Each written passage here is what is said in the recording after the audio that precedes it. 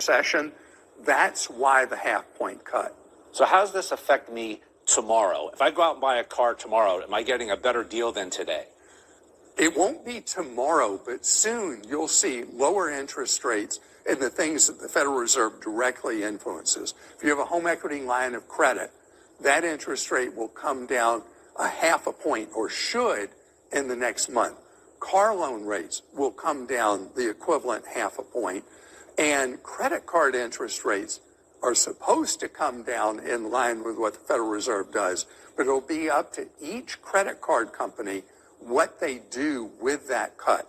So credit card interest rates averaging right now just about the highest they've ever been, right at 25% for the average person running a balance.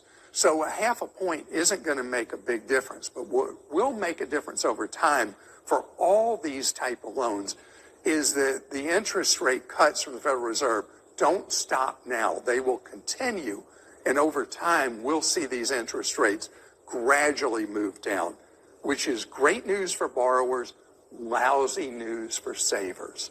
Because what you can earn on savings accounts is going to start going down. What you can earn on CDs is on its way down.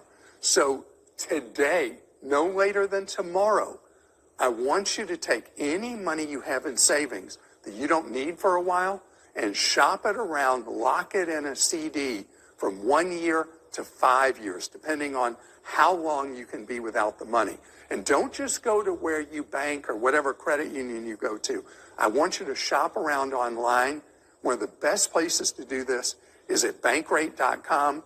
I also have an abbreviated list at clark.com of the best deals around the country on 1 to 5 year CDs. And your money can go anywhere in the U.S. online, wherever the best deal is. How's this going to loosen up the housing market? The housing market is actually not that affected by the Federal Reserve cutting or raising interest rates. In fact, one of the weirdest things that can happen is when the Federal Reserve cuts interest rates and takes its eye off inflation, lenders who are lending money for 15 or 30 years on a mortgage may say, wait a minute. We thought inflation was still headed lower. They may not cut those rates.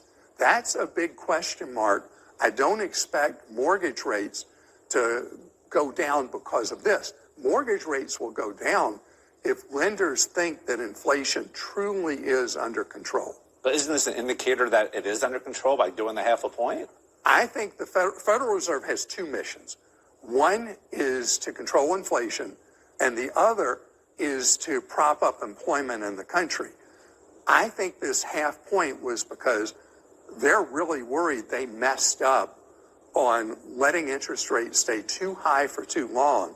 And they've done this half point cut to try to give a booster shot to the job market. And they're not putting as much emphasis on inflation. Is it safe to say we're getting that